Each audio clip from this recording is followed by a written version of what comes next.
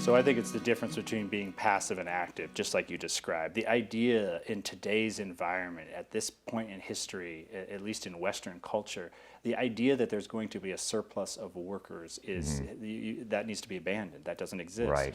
And so the idea that they're just going to show up on your doorstep is over. You have to go out and find them, and you have to treat positions that people historically have disrespected, frankly. They have not recognized the power that those positions play within healthcare and other areas as well.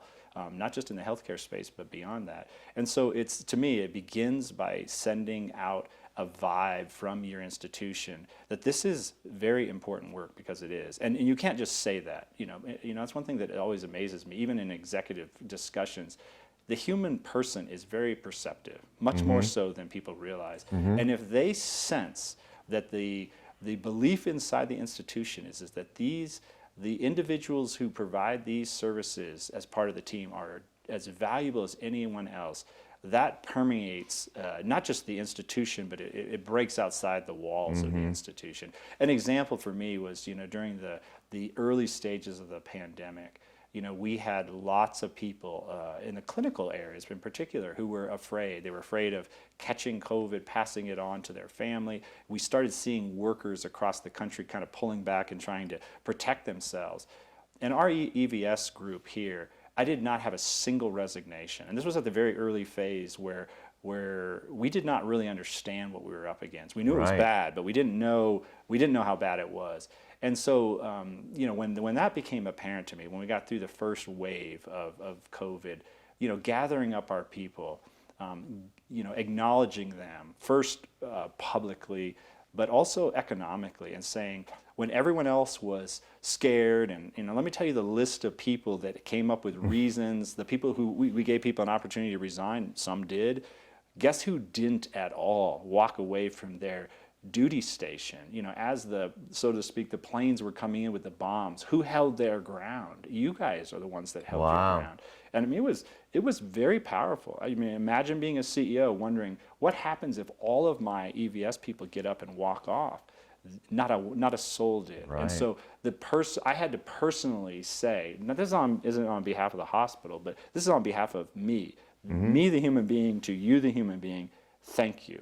Thank you for, manning those scary stations when the enemy, so to speak, is coming upon you. So those are ways, to me, that you have to constantly remind people, because our society doesn't help us. It creates people that are at the high end and the low end, both economically and socially, and we need to reinstill the dignity of every position in a hospital. When people feel that, they become proud of what they do, and they become invested in what they do, and they tell their friends, and they come. But again, you can't sit by. This is all about going out, looking every time you're in a setting where you can look about, I wonder if this person is someone who can elevate what we do. You're looking for the smiles, the good customer service, the sensitivity towards the human person. All the technical skills, we always say, those can be taught later. Let's look for people that are on fire about what they can contribute to the society and to their coworkers. And again, it's not easy. We don't have the resources to give them the recognition from a historical standpoint in hospitals, especially as hospitals are compressing, that we would like. I would say the other thing too is we have to be very aggressive about how we reinforce economically, and in other ways, if we can't do it, with financial support, through other ways of recognizing that you guys do a great job. Just a week ago, I mean, this almost sounds like this was prep for this discussion, but a week ago, our hospital was overflowing. And I literally went one day to two EVS, a manager and one of the other staff, and I said, listen, I'm worried we're going to run out of people because we're having people getting sick that can even turn the rooms, because the volume of rooms we need, you're going to have to train me. And I was serious, and so they did. They dipped me in, and they walked me through things, and they started, and I wasn't doing it to be a hero, to be totally honest. I was doing it because I was concerned that in the middle of the night, when I was stressing about, do I cancel tomorrow's surgeries or not? Do we have enough people to turn these rooms over? People are getting sick. People's family are getting sick.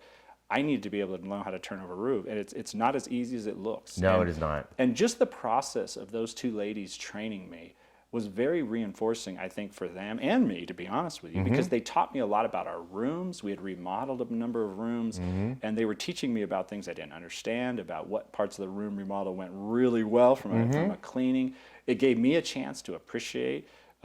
It's not every day that the CEO takes off his jacket out of fear, honestly, not out of trying to be somebody I'm not. Right. I knew it had happened to me once before where we didn't have the ability to get a room turned over because all our people were trying to keep up with the flow at that particular moment. I'm like, you know what? At least I'm sure I'm trainable, you know. And, right. And and honestly, you know, saying to them afterwards, I'm gonna have to come back for a second room because I'm not sure I'm gonna pass your guys' test because you guys have a system and I don't yet, you know. And there's a lot more information here than I realized. You know? So again, I think it's working as a team. It's communicating that without you, the whole show is going to shut down. Yes. And so, I think thinking about how you bring people in, back to the kind of how do you go about doing this, you know, looking actively, talking with people, asking people about folks that are maybe in a state in their career or their life, particularly young people where they're not sure what to do, instilling in them an idea that this is a way to touch the healthcare space. And I think you might have a gift for this. And then once they determine that they have a gift for this, find ways to allow them to progress from a career standpoint.